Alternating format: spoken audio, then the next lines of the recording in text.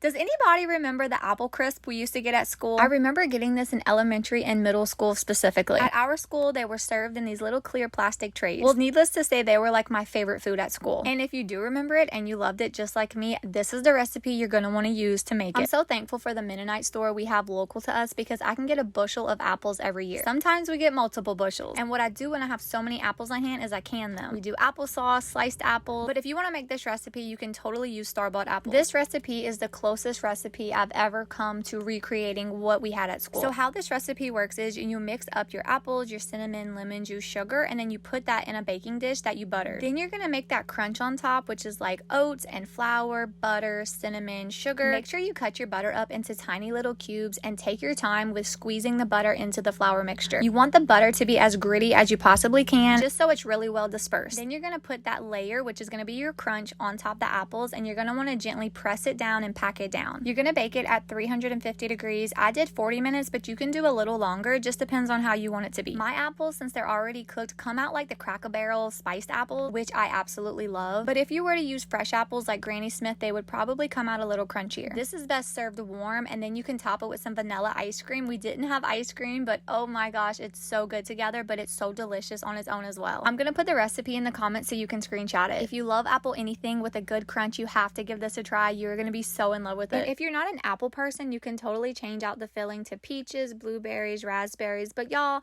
apples is just where it's at.